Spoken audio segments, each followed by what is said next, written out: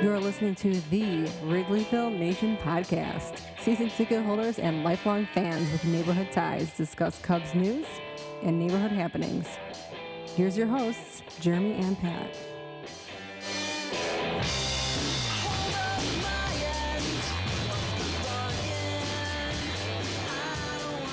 Hello and welcome to the Wrigleyville Nation podcast. This is episode 344 of the podcast. My name is Jeremy Deemer and I'll be your host. I'm joined as always by my co-host. He's my cousin. He's usually high atop Wrigleyville, but tonight he's on assignment from a hotel in Baltimore fighting the hotel Wi-Fi. He's my cousin. Pat, thanks for joining us. No, thank you, Jeremy. I have a lot of other better things I could be doing, like not watching the TV in the room that doesn't work. But, instead, here I am. Well, we're glad to have you here because we've got a lot to talk about. As of the time of this recording, we're going to talk about the first place Chicago Cubs. It was a positive week. We've had a positive month of April to talk about to help us unpack all the good things happening with the Cubs. And we'll touch on some of the things we'd like to see improved, but this is a time to be happy and to celebrate, and to help us do that. Longtime friend of the show. You know him from his previous Away Games podcast, which wrapped up earlier this season, one of our favorite Cubs podcasts, and you know him from his appearances on this show, comedian, friend, Kevin McCaffrey. Thanks for taking time out to talk Cubs with us tonight. Hey, Jeremy and Pat, thank you for having me. I think this is time number 4 Yes. that I've been on the show, right? That is and correct. I was realizing maybe we've done one where I got to see your faces before, but I know I did one recording driving through a rainstorm, just straight audio, and it's nice to settle in with you guys here in a pretty positive time. I mean, like, I guess I'm thinking of the years that my podcast with Adam Mamawala ran, and I feel like most of the years in recent years certainly were less positive times when we were hanging out. So this is pretty nice. It's back to 2015. Yeah. Oh man, great time in so many ways. What a time 2015 was. Yes, we've had we've turned the page on the month of April, and before we get into the week that will be in the month of May and previewing upcoming series, we have to recap the week that was. And the Cubs were in New York, which is where Kevin calls home, and they played 4 against the New York Mets. They split with the Mets. Which game were you in attendance for, Kevin? So it went better than I thought it was going to, because game 1, I was not there, and I was watching, and I tuned in when I saw the no-hitter was going. When Severino had the no-hitter going, I was like, well, this will be, let's see what direction this goes. When your phone sends you that alert that says, oh, no-hitter alert, and you're like, oh, that's against my team. Yeah, so it's like, kind of mind your business, phone. I was having a fine time, like, leave me alone. I don't need to be a part of this historic failure. I remember sort of catching up on my phone during that cursed Cole Hamels day. I know. Yeah. I remember that well. That Saturday, I was in line during the no-hitter alert with my daughter at Dairy Queen, and I saw it on the phone. I'm like, well, that's not good. I got to go heavy on this blizzard. Give me a double. Yep. Yeah, I remember being on the train and watching that sadness as I was like on my way into the city for shows and stuff that day. It's a nice thing about baseball that it gives you such photographic memories of individual moments and where you were in the world physically. So I tuned in at that point and did my part in ruining it for them. And when the Cubs won, then I knew I was going to all of the next 3 games, so I fully assumed like it'll 0-3 from here. I felt like I have had a pretty horrific record since I moved to New York in 2004, so I expected the Cubs to lose all the rest, but just 1 and 2 the rest of the way. It's like that for the second game of the series, I feel like I don't even really remember much of how they lost. I felt like it was a pretty boring one, and then I was there for the very fun. Such a fun, stupid win. The huge review of the play at the plate where I'm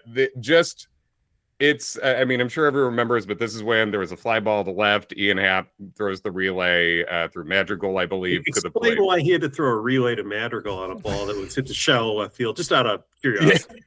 just for fun, just to make it a little more exciting. It did feel like your Gold Glover could get it a little further, maybe go on the fly there. I mean, but it's not wiffle ball, for Christ's sake, right? I mean, well, when you've got the absolute cannon of Nick Madrigal there, Sure. and he didn't even need to take a 100-yard sprinting start to get the ball to the plate from there. I guess he didn't have time for it. But when that happened, watching the replay and fully figuring that, oh, the ump got it wrong, this is about to be reversed and not go in our direction. Watching all the replays and then seeing a definitive replay. Obviously, it's close and crazy, but definitively that Alonso's hand came up over it and the tag was applied. I was like, oh, this is crazy because we're going to get this one. This is correct. And I really felt that way until the umpire, in classic Major League umpire fashion, has never spoken out loud to another human before, doesn't know how to assign words one before another, comes out and says, like, it says something about plate interference and then makes the safe motion to say no interference. My dude, there's so many physical actions you could take that don't mean the opposite of what you're saying. But when he said the interference and did the safe motion, rightfully, everyone in that stadium popped off like the Mets had just won. And then he did the out motion. And it was so beautiful, not just because the Cubs won and because I really disliked the Mets forever. It was great because I realized I don't think I'd ever been in that stadium where it felt like the other team got so jobbed. And it was the right call. But like I've been there for Ryan Dempster blowing a 5-run lead in the 9th. I've been there for the Craig Brazel Victor Diaz game. I've been in 2004. I've been there for so many awful things. It was so great to not only watch the Cubs win, but to watch it be so painfully stupid for the Mets. It was just a beautiful thing. So I barely even minded the next day's annoying loss. And also enjoyable, by the way, for those of us watching on television, was the focus on Pete Alonso in the dugout. Yeah. And when the umpire said the catcher's interference call has been affirmed, he's like, yes. Rightfully so, because that's what those words mean. Yes. But the call that was affirmed was there was no catcher's interference. It is like, did the guys who wrote The Naked Gun do this? Like, did they do the script for what this guy was saying? Because it is so perfectly paced and worded to be the dumbest twist after twist. It was great. It's one of my favorite Citi Field memories ever. And don't you feel like after the Cubs, it feels like the Cubs have like just thrown up all over themselves and lost games they should have won, quite a few this year. It felt like, oh, we stole one, right? Like we just stole the game. I mean, there was no reason to win that game. That game and the Monday game, and you're getting no hit for 7 innings. So it's like it feels like they stole 2 of the 4, and then the Mets, you could argue, sort of stole that last one too. Right. But yeah, coming out of a Citi Field series 2-2 to me is like great to begin with, no matter how good the Mets are. So yeah, it definitely felt like a steal. And Pat, that's a perfect point to make too, is how often it seems like the Cubs have lost games they should have won this year. While I look at the record and it is better than it. I mean, the record's really good right now, and somehow they've given away that many. It's funny to go into Cubs Twitter and you sure think that this team is last place, that you'd think that they had the Cardinals record at this point, the way that Cubs fans are reacting to this team and those losses that the Cubs have let slip away.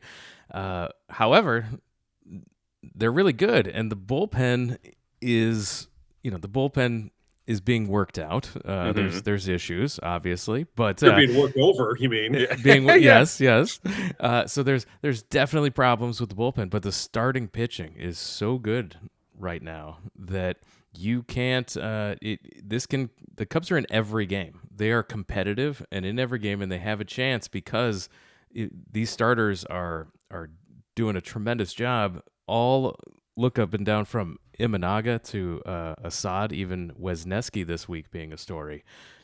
Great to see Tyone, and we'll talk a little bit about Justin Steele here at the end. But this is a great sign here with the starting pitching. If only they could go a little longer to help out these the weakness of the bullpen. Yeah, and every year, don't you feel like that you look at the roster coming out of spring training, and I always feel like, okay, I can say who 8 bullpen dudes are here. And I feel like we got 1 or 2 extras that I feel okay about. And yet, I wouldn't, now we're looking at the bullpen this year that we've had fellas named Lovelady and Brewer pitch today who were not on that list, who were nowhere on that list of guys that I was feeling particularly good about to begin the year.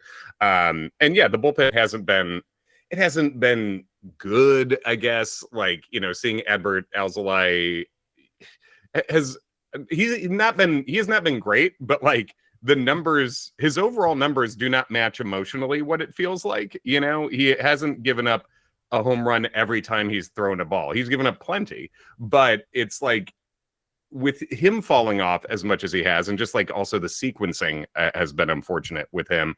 Yeah, it is miraculous that it's going this well. But as you do that list of everyone who's been starting for the Cubs, you name Shota Minaga, who is like making history all the time. He's having Fernando mania right now, basically, with every start. And then Javier Assad has the best ERA in the majors over the past year now as a starter, right? Over 25 starts. I think it's the best ERA in the majors over those 25 starts. And neither one of those guys is their guy who finished top 5 in the Cy Young last year. So it is like, when you put it like that, and Tyone looking amazing, yeah, it feels like it's hard to imagine this team just won't get better record-wise. Even Wisniewski, was looking decent. Great rotation. I think fans are more likely psychologically to accept a 6-5 loss where you give up the 6 runs in the first 6 innings. Mm-hmm. The problem the Cubs have this year is that they either blow the game late, and by late, 2 outs in the 9th inning a couple times, right? Like late. You kind of bank those games already, or they don't score at all, And remember last year when they went through that stretch of like 3 weeks, I think it was in like May, where they couldn't score a run to save their life. It was so painful. Mm-hmm. If you just never score, you're like, oh, you just feel so despondent, and the batting averages are low, and it's like 2 hits. It's like, bleh. It feels impossible. Yeah. And there've been quite a few of those games too. So despite the good record, it's just the way the Cubs have lost the games they have lost that I think makes them feel like they've lost more than they have, when really they haven't. And of course, everybody says if we had only won every game where we had a lead, just think how good we would have been. And of course, easier said than done, right? Well, yeah, and you could run the numbers over the course of history. If any team kept every lead they've ever had, I bet they'd make the playoffs. Like, it is a weird thing. Just speaking of Cubs Twitter, and I get not even just to crap on Cubs Twitter, but like I get it how emotionally when you're winning you feel entitled to that for the rest of time. That is just not how anything works. So this like, oh, the Cubs were winning and now they're not, and that is a chaotic failure. Yeah, the bullpen, that does have to get better. I believe it will. You have to assume some addition will be made via trade at some point.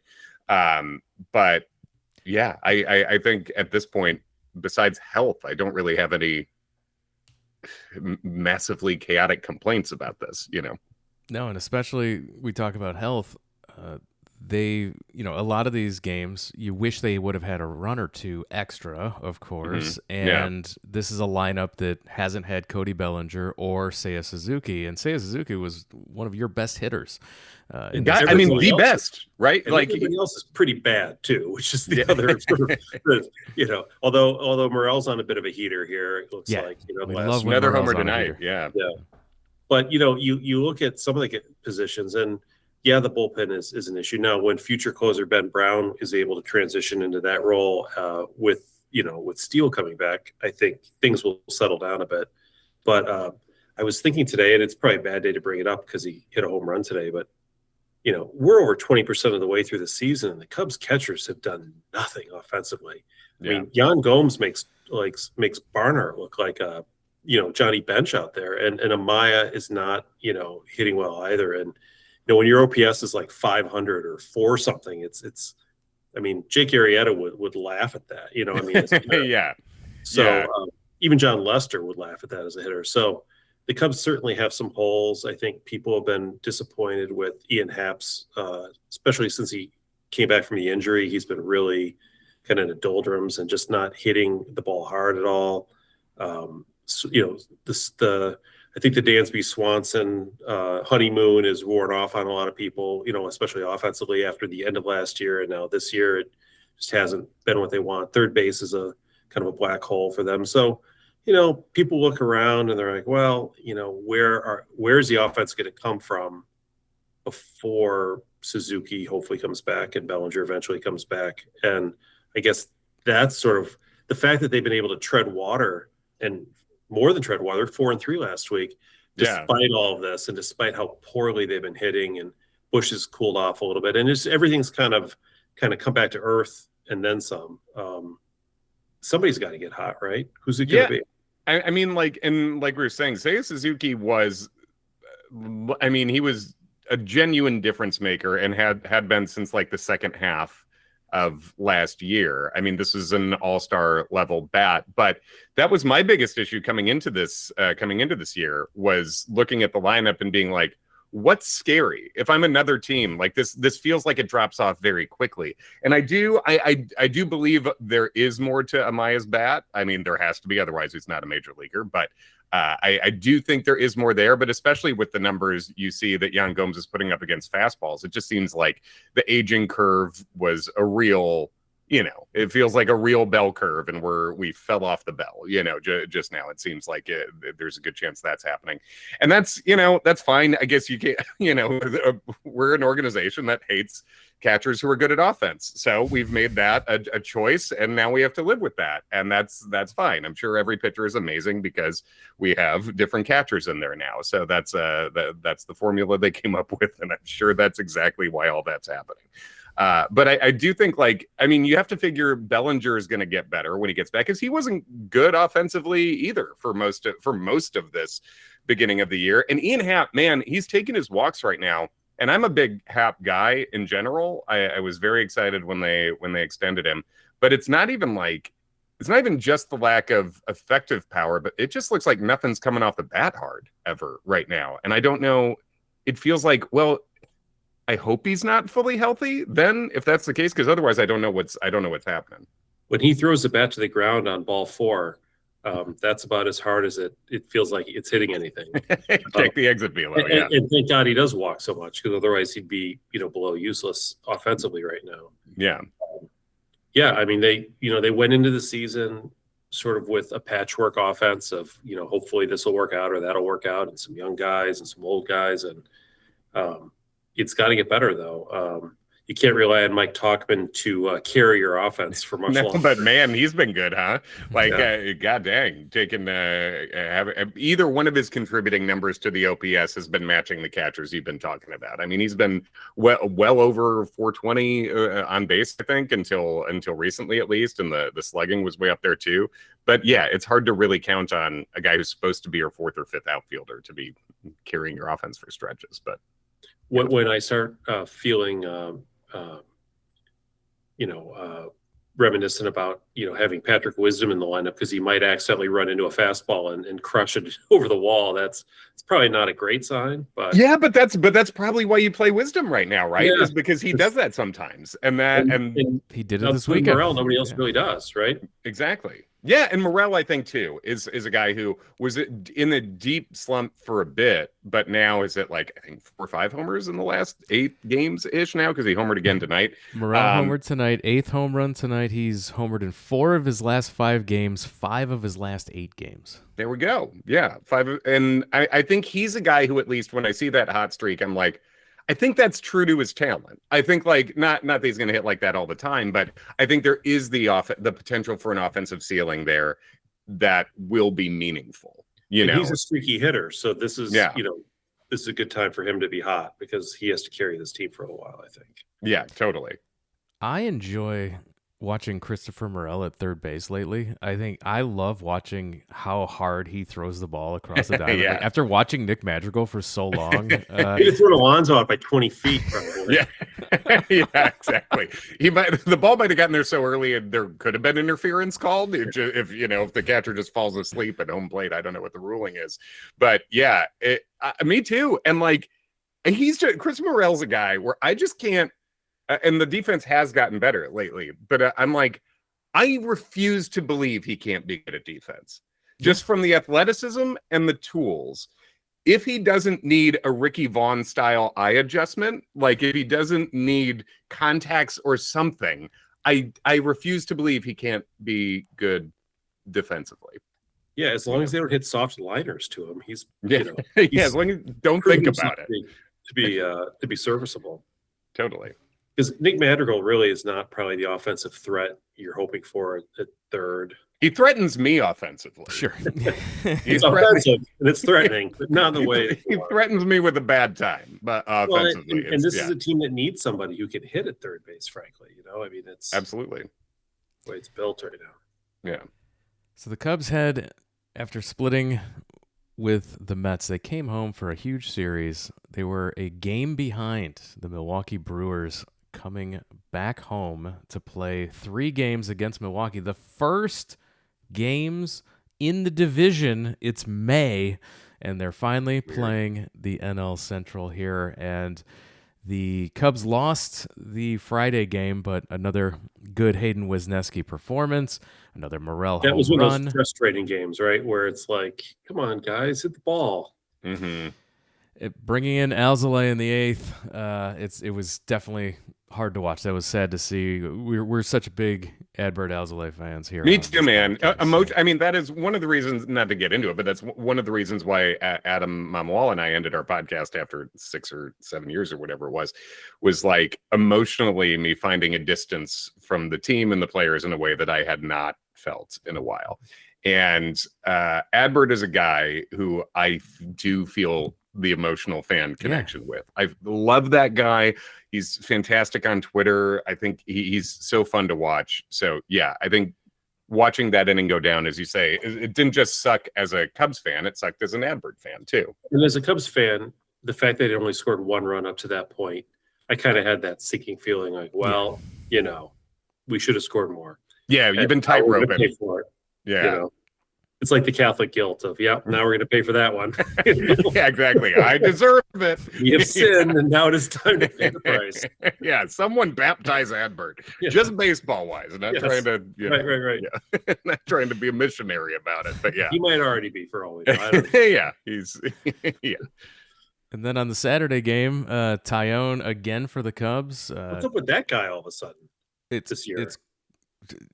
You can't ask for much more. This was, I think this is what we were sold originally, but we did not see at all last season. I mean, I've heard of front-loading contracts before, but I've never heard of a pitcher front-loading runs allowed before like that. That is what a good new advanced statistic. A good, just pile the runs on last year, got them all out of the way. It's a 4-year deal. Give up all the runs at the beginning, Fantastic. Get them out of the way. Yeah. No, it's great, and this is one where I'm fairly critical of Jed about a lot of things, and Tyone is one where I preferred Senga in that offseason, and he's hurt now. I mean, and obviously last year Senga was better, but this Tyone is, I guess, exactly what they thought they were getting, and he was good for a lot of the second half once he got settled in here. Last year too, and he seems like, I'm talking about Adbert being like a fun guy too. Tyone seems like such a cool dude in every interview you see. He's so thoughtful and interesting, and not a full of cliches guy. He seems to really care. Obviously, he's been through a ton, and now he really is pitching like that, like the Jameson Tyone, who I feel like we saw pitch for the Pirates against us so many times, where he was just like deeply annoying to play against. When he was over there. So, that's been tremendous. And Jeremy, you might appreciate this. He feels like he's giving us these John Lieber starts, where it's like 6 innings, 1 run, 6 innings, no runs, Lester also, the kind of guy who, totally. With the 7 strikeouts and 3 hits, and off we go.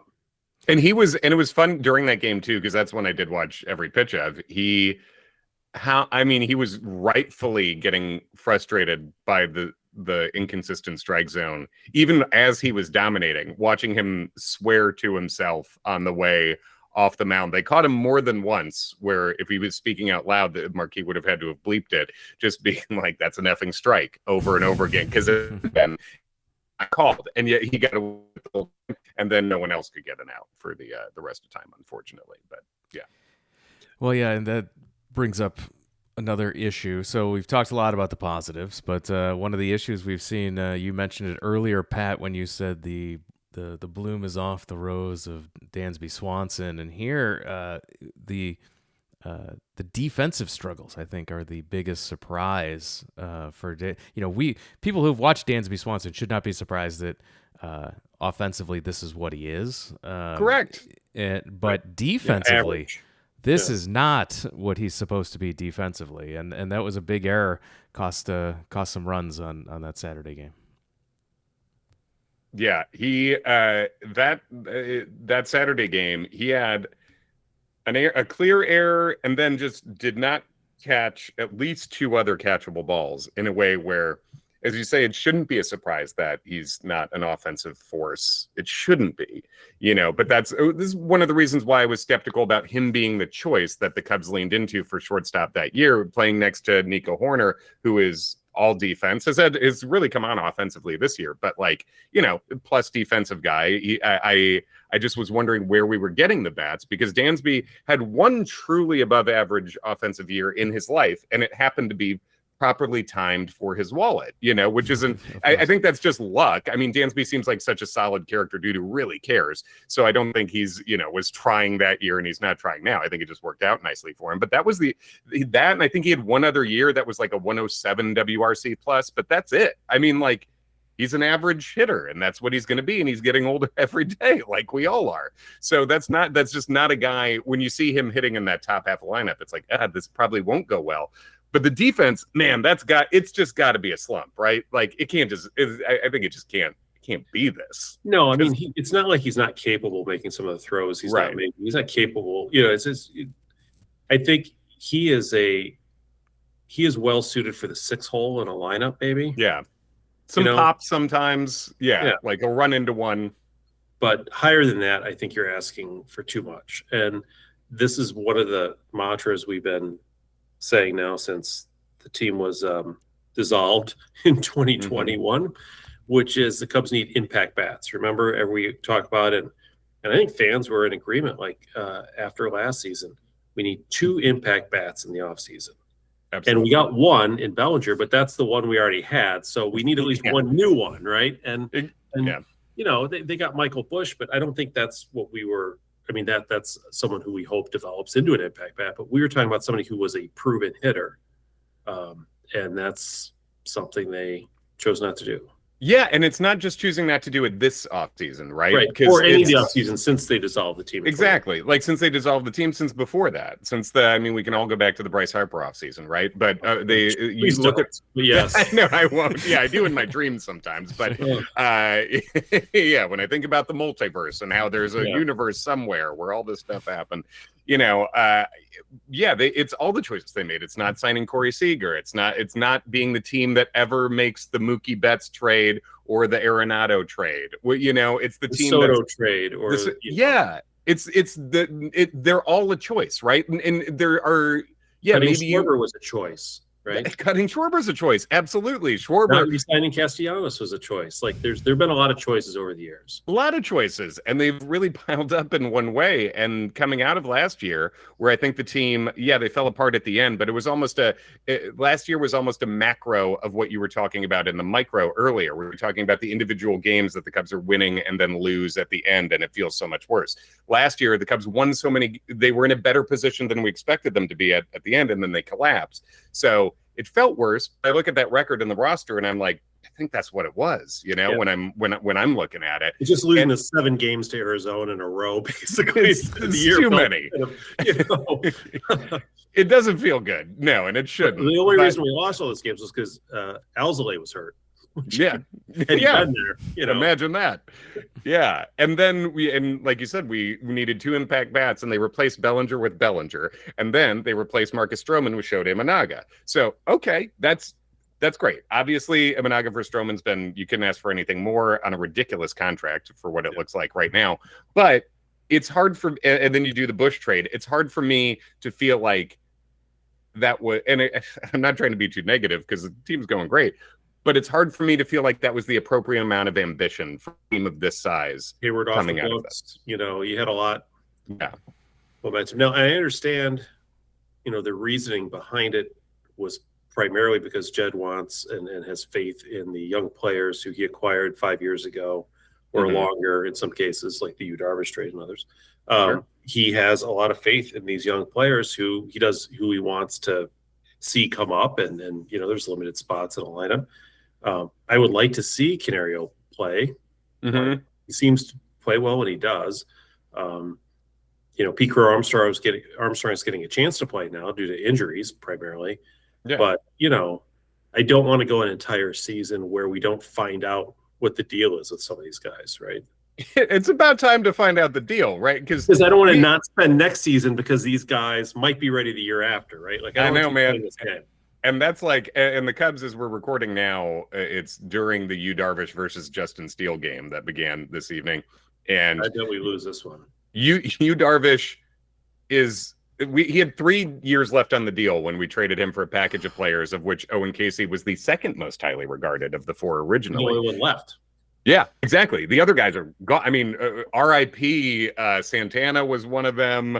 I know Reggie Preciado was the most highly regarded at the time. I think he's still in the organization, but has really, he's nowhere on the radar really.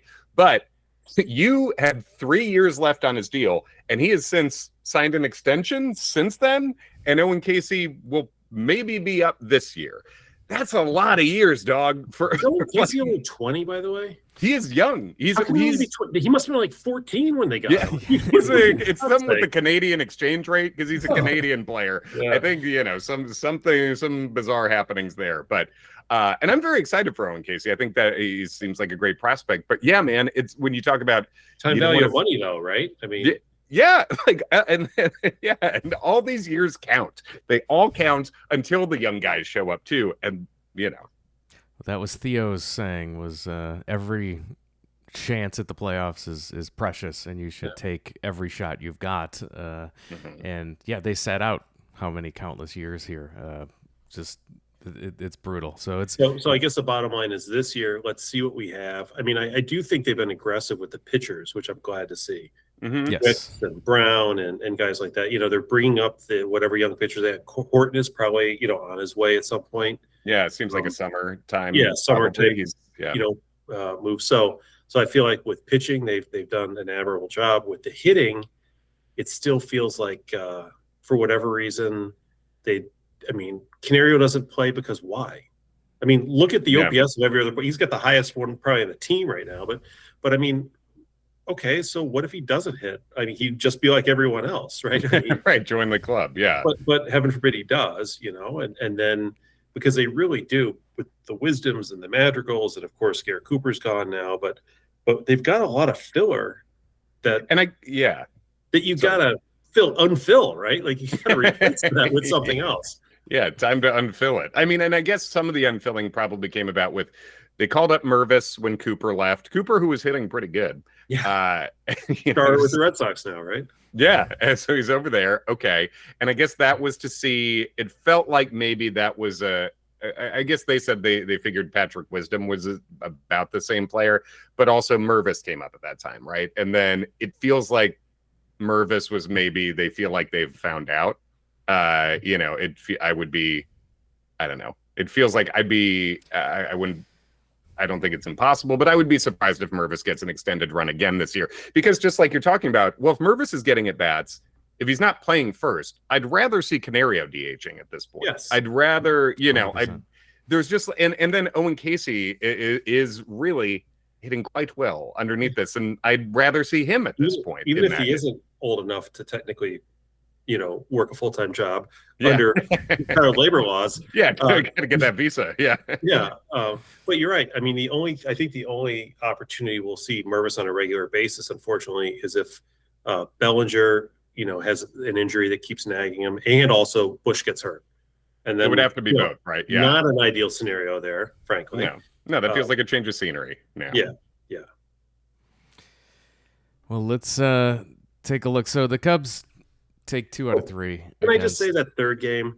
I thought for sure. So we had been promised that Freddie Peralta would not pitch in the third game because he had a suspension to serve, right? We were complaining about this. He says, "Oh, you know what? Take it back. I'm lifting my challenge to my suspension. Let me play for this game." And as soon as they announced that, I'm like, well, 3 and 4 a week. We just blew that. Right. I thought we were avoiding him. No, we're not. And for a while, it looked like, that's exactly what would happen. But good credit to the Cubs. They, that he's a tough pitcher to go up against. And it's nice to see another team unravel, by the way, for a change. Oh, yeah. Especially that. Yeah, the fifth inning, the Cubs unloading on Peralta after he was in control of all of the innings leading up to that. That was just great to see, because how many times have we seen it when it's the second, third time through a lineup and people just crush Cubs Power pitching? pitcher? Yeah. Yes, it was great to see that happen to someone like Freddie Peralta. And we'd be remiss if we didn't say on Saturday the fact that the Cubs almost blew a 5-0 lead, got the insurance run for a change to make it 6-4, gave up the insurance run to make it 6-5, and still ended up winning the game. That's how you do it. Like, nobody's going to look back at that game and say, well, they should have lost that game. They're going to say, of course you should have won that game. We had a 5-0 lead. We won 6-5. But boy, that was a little bit scarier then. And also led me to believe that the bullpen is in somewhat disarray the way it's currently aligned. Neris clearly is a challenged closer, much like Alzolay is. When Brown is the closer and Neris and Alzolay can fit in those 8th and 7th inning roles, I think we'll feel much happier. I like hearing you're very much on the Brown closer train. That's the role you're seeing for him. I mean, it's classic closer stuff, right? Yeah. It's basically 2 pitches that are both like hard, And as you pointed out, Kevin, they're in a position right now where they've got, now with Steele back, they have a rotation. Yeah, totally. Same Kyle Hendricks, they have a rotation. Sands, Jordan Ricks, they still have a 5-man rotation. Right. And I just feel like right now Wisniewski's probably in a better position to give you 5 1/3, 5 2/3 even innings than Brown is. Brown seems to be better in shorter, smaller spurts, and we have the perfect spot for him, don't we? Yeah, yeah, totally. Well, looking ahead to the rest of the week that will be, the Cubs will finish. We mentioned Justin Steele pitched the game tonight against Yu Darvish. Steele first start coming off the IL, 4 2/3, 3 hits, 2 strikeouts, no runs. Very promising return for Justin Steele. About 70 pitches, I think they said. Yeah. And then, the Tuesday game, Vasquez and Imanaga, and then Dylan Cease against Wisniewski. So definitely, I'll be at the Wednesday game. I'll be at the day game, but I was very disappointed that I wasn't going to get to see a Imanaga pitch. I was really hoping. I haven't got to see him yet this year. That was fun. I was at the Imanaga start at Citi Field, and I went with a group of friends who were very nice dudes, but they're all like, I think they're doing too well at their job, because the tickets they got were, I was like, all right, what do I owe you? Like, I was like $160, and I'm like, I just went for $30 and said, what are you doing here? So we sat like the 7th row behind the first base. I'm like, this is nice, but it didn't need to be this. This wasn't sold out. Yeah, I think I maybe need to call it on the annual Cubs New York game with those fellas. But getting to see Shota up close was just like, it was great to just be like never worried. It was just like chilled out, never worried until the very end of the game. He just really takes care of business, and people just take. I was just struck by how many like goofy swings people took off him. No one seems to be able to like get a read on that dude, and it's very fun to watch. So with the loss official as of the time of this recording, looking ahead to the remaining games of the week. In painful fashion, I might add. Cubs loaded the base with nobody out in the 8th inning and scored 0 runs. I saw PCA strike out for the first of those outs on my phone here, and didn't catch the rest of it. But R.I.P. Monday game. Yes, that's right. Your buddy Gomes struck out too. Spoiler alert. But okay, yeah. So we've got 2 against the Padres and then 3 at Pittsburgh before going to Atlanta for 3 more, then coming home for 4 against Pittsburgh. So a long stretch. Thursday, the only off day here before May 20th. So let's look for the next. We'll record probably next week. So we'll say for the next 5 games, the remaining 5 games, Pittsburgh and San Diego. Pat, we'll start with you. How are you feeling for the next 5 games? Well, I will say this. I am feeling that Pittsburgh is bad. Sure. I feel that way. Safe feeling. Pittsburgh started off this year fairly hot the first 2 or 3 weeks, and I think they might have done that last year or the year before. And then, boy, when they put on the brakes, they go full stop. No, we had a podcast 60 to 0 in 2.5, right? Yeah, we brought on a Pittsburgh blogger to tell us because it was like June and they were good, and we're like, "What's going on? Is this real?" It is very funny to have that angle with the Pittsburgh blogger be like, "Congratulations, I guess," but really, what's happening right now? Why is this going on? And then they went 2-18 or something after that. So tremendously, and they cut, and it was. I don't have particular animosity with Pittsburgh at this moment because they're bad, but it was funny to watch. I did see enough Pittsburgh people on Twitter being like, "This year's different. People talk so much crap about us last year. That was fake." And it's like you sucked quicker this year. Yeah. It fell apart even faster. It is done. Y'all are done. Like, it was very funny. So I agree with Pat. So feel that Pittsburgh's bad. I'm projecting the Cubs the rest of the way will go at least 3-2. I don't like that Cease-Wisniewski matchup, frankly, but yeah, and the Padres are a decent team. We could drop either one of those games potentially. Imanaga's likely to not pitch another perfect game. At some point, some of these things kind of catch up in baseball with you a little bit. But I think the Cubs will win at least 2 out of 3 from Pittsburgh, and the one we lose we'll be saying we should have won that game. We should have won that game. So, but I think 3-2 is a realistic projection. But certainly they could do even better if all things break correctly. Kevin, what do you think this week? Yeah, I feel like of the remaining ones, you got to think 1 out of 2 from San Diego and 2 out of 3 from Pittsburgh. If it's a 3 game, it is. Yeah, I think anything less than that, you'd be kind of bummed about. But and even like I'm saying 1 out of 2 because there's 2 San Diego games remaining. But also it's like, I don't know, you probably should win 2 out of 3 at home against San Diego too. So I wouldn't be shocked if they did. Right. Yeah, and like you said, Cease-Wisniewski is like, it's an interesting matchup of obviously a once Cubs prospect and then 2 right-handers who Cease is sort of like an amped up Wisniewski, I guess, like stuff-wise. It's just like everything's a few ticks up, but it's a pretty similar, right-handed matchup.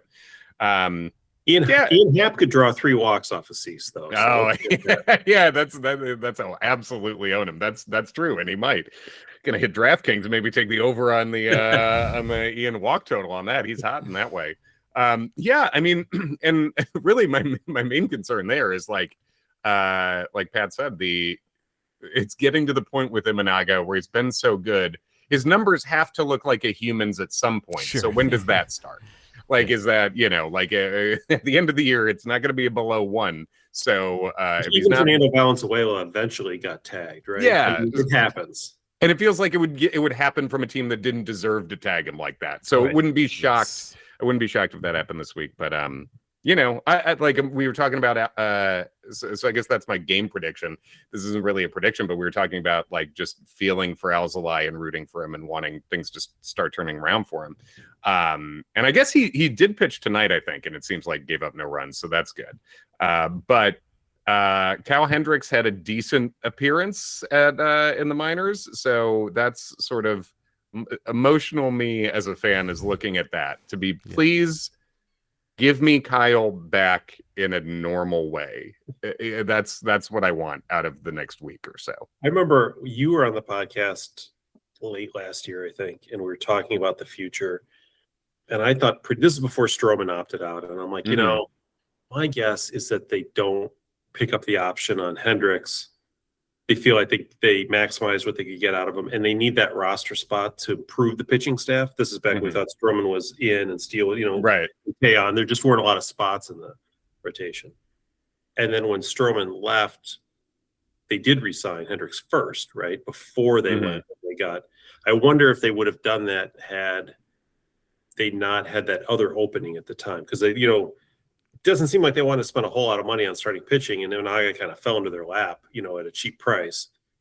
Totally. I think that's very likely that if Imanaga had signed at that price, that Hendricks maybe would not have gotten that option pickup or extension, whatever it was. Which makes me think that Hendricks should have a good, hopefully, last 4.5 months just to show fate that it doesn't deserve. I just don't like the idea that like we re-sign him by accident and then he's bad, right? Like he should be good if we do that. He should be good because he's been one of the best Cubs starting pitchers. One of our favorite players, for so long. Same. Yes. Big time. Yeah, I how many of those we want like that last Jake Arrieta experience where he got the big send off. 11 years, Jeremy. He's been there for 10 of them, I think. I know. We want to see Yeah, he about matches your podcast, right? Yeah. Like he is, in terms of as long as he's been up. And I felt bad, by the way, on our last podcast. I was like, I didn't mention you guys, and yours is the main podcast I listened to, because when we were going through, we were naming people who had guested. Oh yeah, I can tell you who you named too, by the way. Because we named people who we were going through like who guested on the show, right. and then I was like, oh shit, I didn't name the main podcast I actually listened to. I thought you were so I feel bad about right, that, right. And I do want I want to. This doesn't correct it, but I do want to say that I listen to this podcast more than any other Cubs podcast. That is true. Well, before you guys shut it down, we had literally said like, hey, if we decide we're shutting our show down at some point, we need to make sure that we send everyone over to the away games podcast. Oh God, that makes me feel worse. and then you guys shut it down. We're like, we got to keep going. We get there's well, that makes me feel better. You should of the two of us, you should. This is the one that should remain. That feels just to me, and I'm glad, and I'm happy to be asked to come by whenever it fits for you guys. So thank you for having me once again. Always a great time. And the last segment we're going to close out with tonight, it's something we've for a lot of new listeners we've had join us. If you haven't heard, what we're doing is celebrating the 40th anniversary of the 1984 Chicago Cubs, and we're going week by week, and here we are at the start of May. Pat, tell us what was going on with our 1984 Chicago Cubs. Always fun to recap the first year we started podcasting, 1984. Almost my first year of life. Yes. Kind of a ho-hum week for the Cubs. They were 2-3. They dropped 2 at New York at the cruddy old Shea Stadium. The worst stadium in history. I have so many horrendous stories about that place. They lost to Dwight Gooden, who they had beaten on opening day, so he got his revenge, Mr. Rookie of the Year wannabe. And then they came home and they played the Padres, the mediocre San Diego Padres of April and May. And the Cubs took 2 out of 3. They lost the first one, but they came back in dramatic fashion with 2 walk-off wins. In the 9th inning, Keith Moreland had a walk-off walk to score Ryan Sandberg.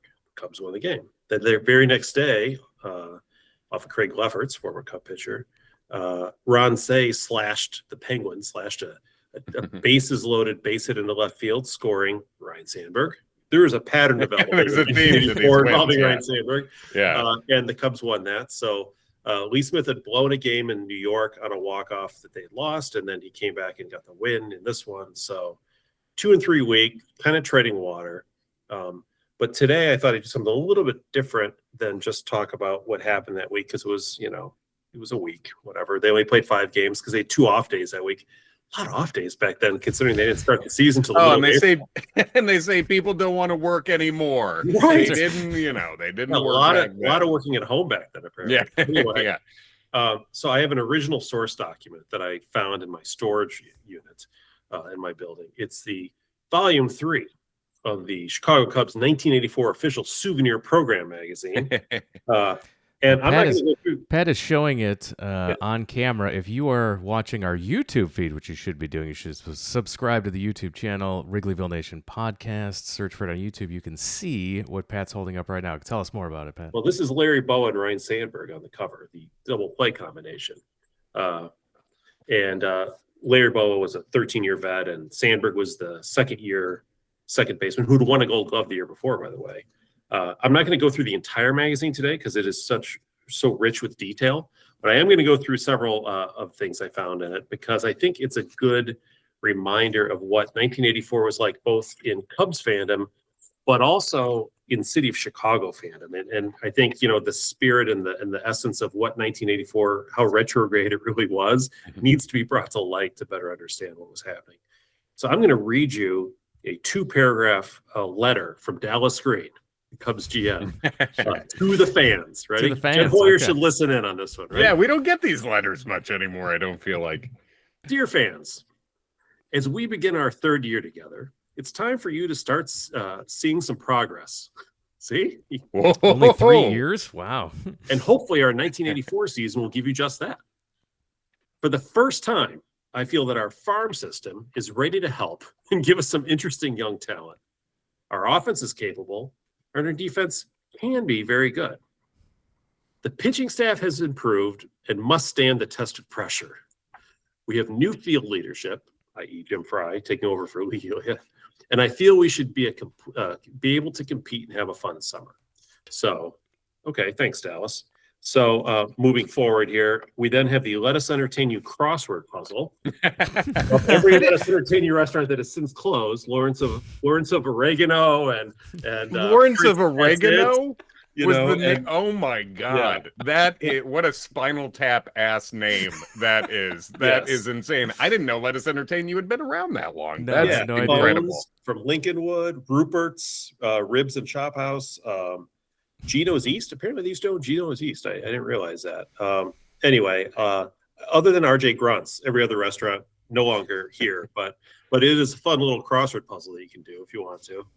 And then you move to the meat of the thing, which is this actually, I have to say, it was a really interesting article on Bowa and Sandberg.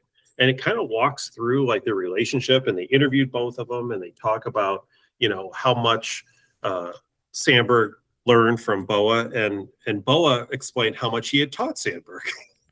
So they agreed. Yes, they agreed. Yeah. Yeah. It's like, look, I told him, I said, look, I need you to always put the ball in the same place on the double plays.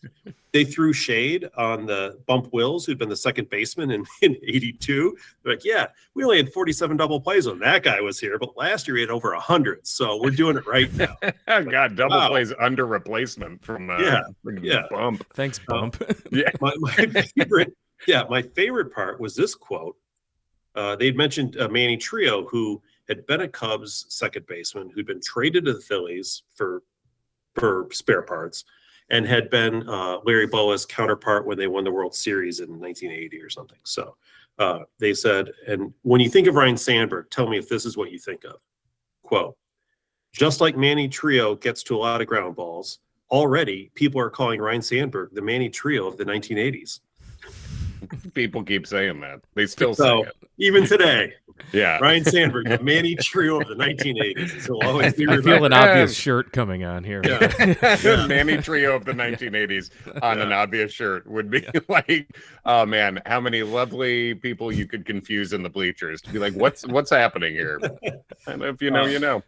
There's also an article, and Dallas Green had mentioned this too later in his letter, but I'd stopped reading because the boring part was coming. But he was pressed for time here. We can only do the good stuff.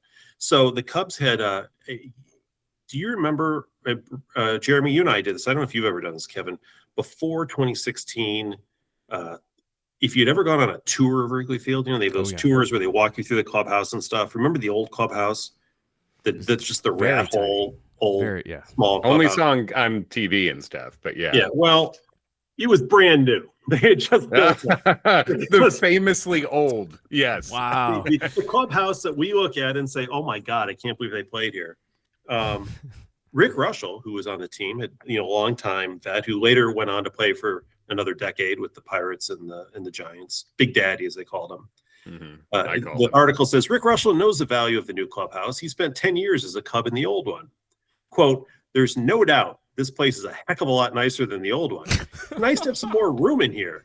In the other one, everybody kept bumping into each other when they'd have to lift weights and work out. He said, although it's not the reason why they got off to a hot start. He said, a winning attitude comes from the play on the field, but coming to a clubhouse like this every day is pretty damn nice. And the clubhouse is the size of my hotel room. I mean, it's ridiculously small. Well, also that in the smaller, older place, they were lifting weights in that. Can we get a separate weight room? He's like, we're bumping into each other where it's like, yeah, you're doing curls over a toilet, my dude. Right, like we have to spread it out. And they show the players can analyze the picture. It says, caption says, players can analyze their play on film. It's a projector screen with a projector and what looks to be an Apple IIe computer, I think.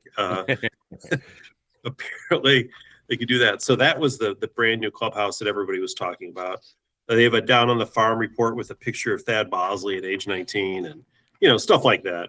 But then there's another section here, and this is something I was unaware of. Maybe you two are. I don't know. Are you familiar with the 1984 Chicago Cubs spirit? I mean, it's in my heart, I guess. But yeah, it appears to be. Was this an airline or a pack of cigarettes? What is the 10 women in their early to mid 20s who are Cubs ambassadors who would walk around the stadium being ambassadors. They're probably your mom's age, Kevin, to be honest with you. It says here they walk around the stadium. She might know some of them. I don't know. It says social and community events attract greater crowds when the appearance of 2 or more Cubs spirit is promised. So there you go. Well, it's nice to know the minimum number of the team that they are sending out on these assignments. This is one where, like, maybe we shouldn't investigate too much what was going on with the Cub spirit at the time, but it seems fun. So yeah, I had never heard of it. I never heard of it since. No. I got to talk to somebody who was around back then. Yeah. God, if you're a member of the Cub spirit, call in, please. Yeah, please. DM. Do you know Jeannie Reed or Jody Sheehan or Nancy Benson or any of the Cub spirit? Michelle Lee, if you're listening. That's a good get. Get the spirit on here for the 40th. That would. It lists their birthdays and years, what town they're from, and their occupation.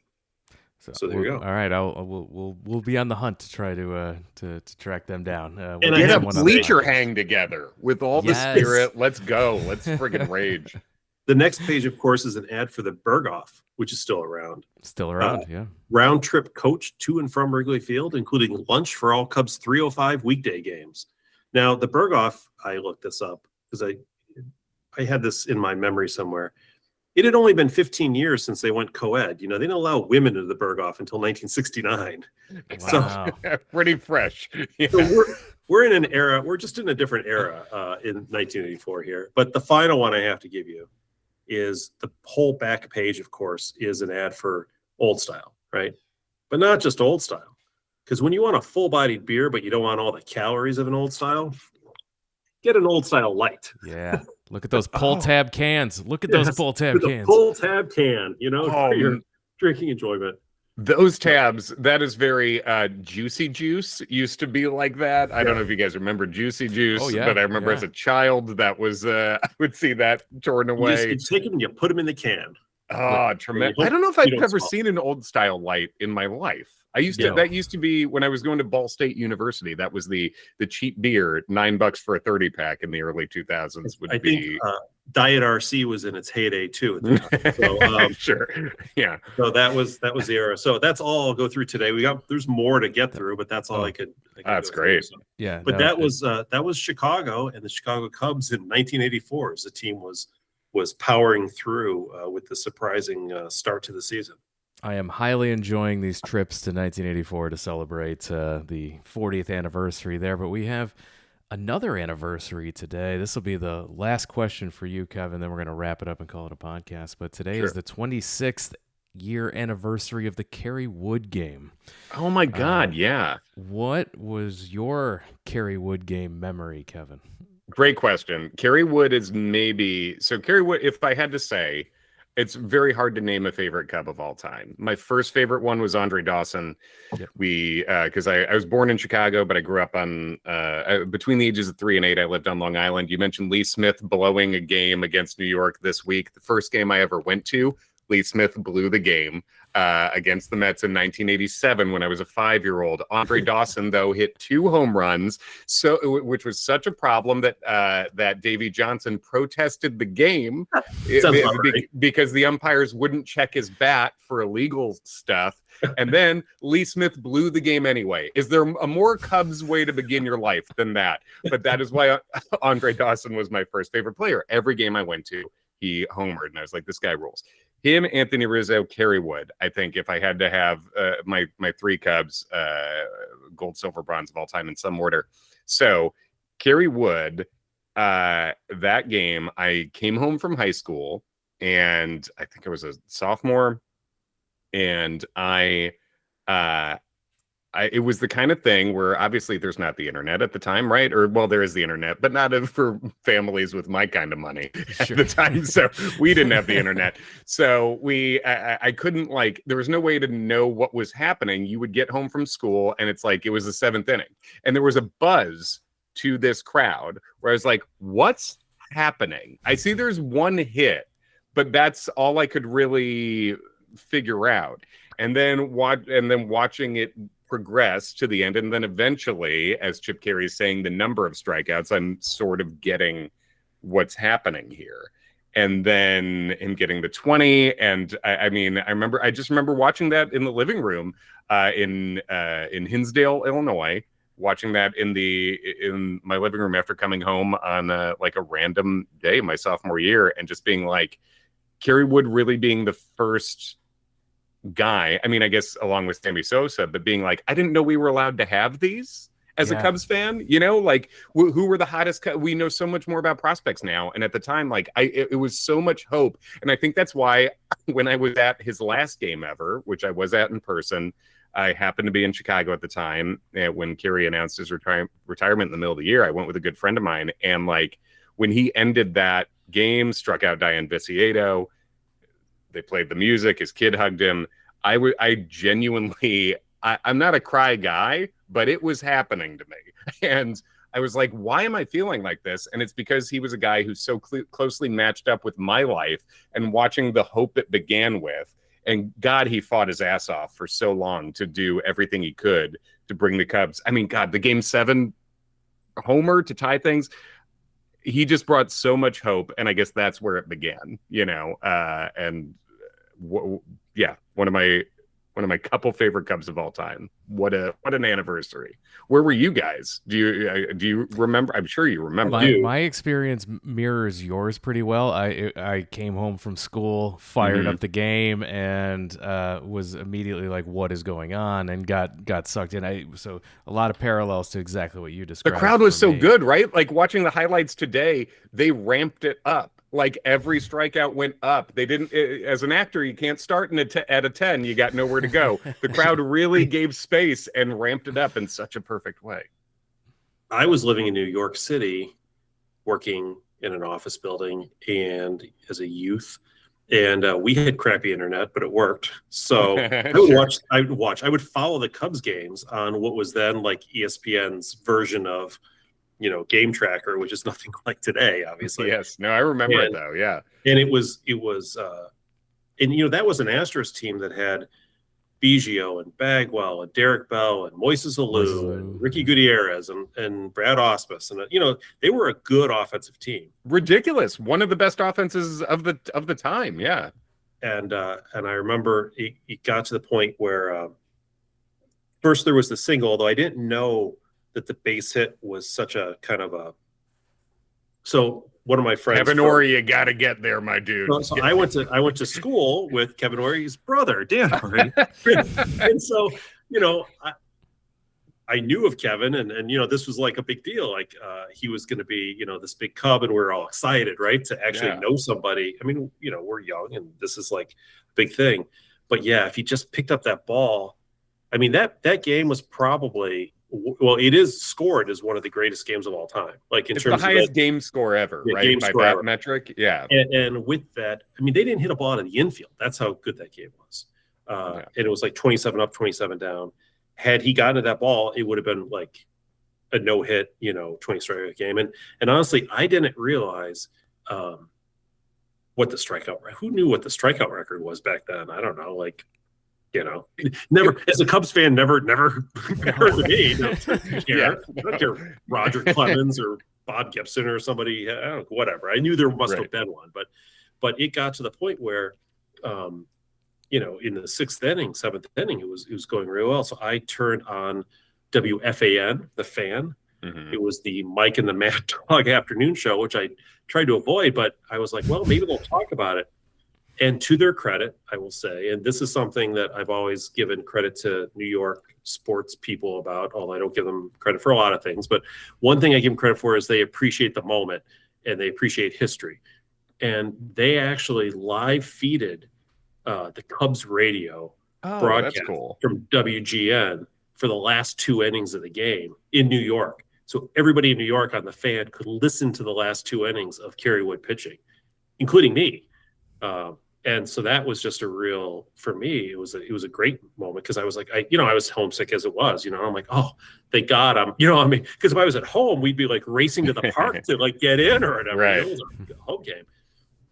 And so I got to hear it and, got the final out. And it was just a really, it was a great moment. Like it was just something crazy. And you remember this was also the Sammy Sosa year, although it wasn't.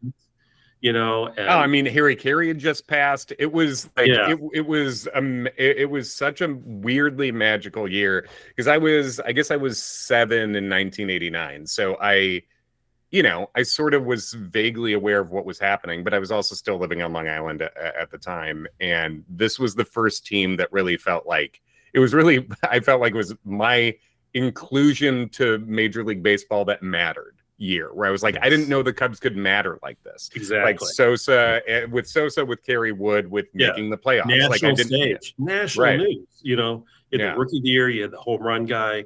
And in New York City, interestingly, whereas in the rest of the country outside of Chicago, it was all Mark McGwire. In New York City, Sosa was as popular, if not more popular than Mark McGwire. I mean, Dominican population would get all over that. I would go to Mets Cubs games, and I remember going to a Mets Cubs game where there were more, like it was probably about 5-1 Cubs to Mets fans, but the Cubs fans were mostly New Yorkers who were Dominican rooting for Sammy Sosa.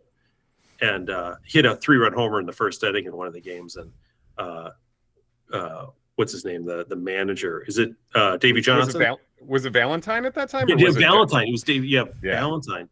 Threw a huge fit, and after the game was like, if you want to come to this game, and root for the other team, then don't even bother. And it's like, we mentioned Lee Elia. We got what a good manager. And Davey Johnson. The game. I'm like, you don't get to decide who goes to the games or not, whatever. But it was a magical summer that really kicked it off. That Kerry Wood game was the beginning.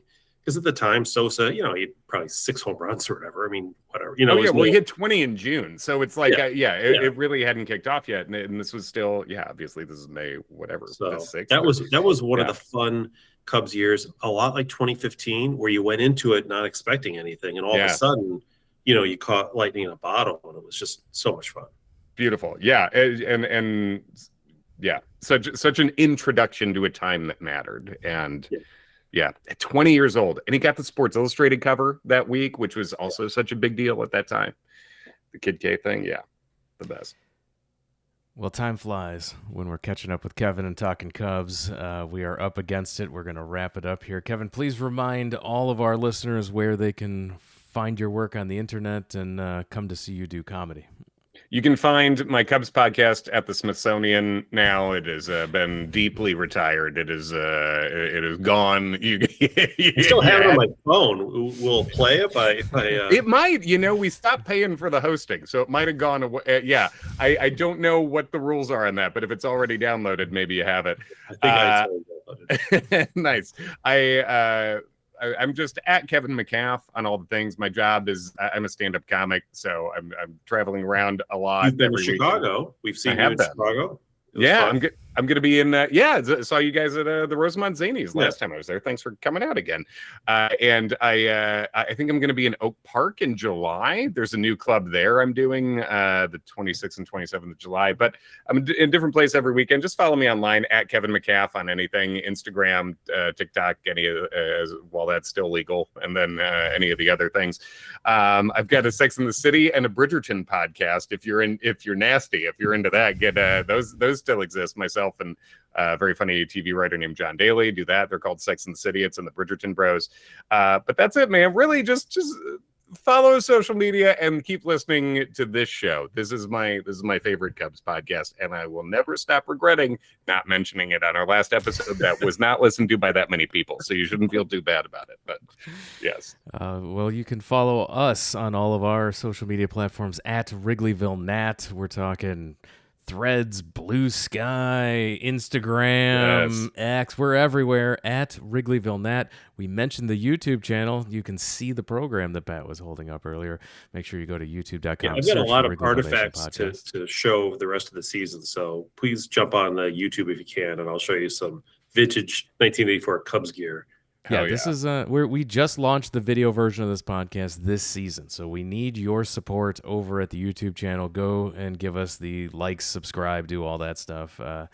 Smash it, as the kids say, and then make sure you also tell your Cub fan friends about the show. We rely on your word of mouth to continue to spread the word, show them how to subscribe to the podcast, and continue to. We're on anywhere you find your favorite podcast. That's where we are, and so continue to tell all your Cub fan friends about it.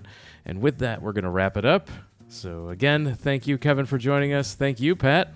Thank you, Jeremy. Safe travels, and thank you, everyone, for listening. We'll talk to you again next time.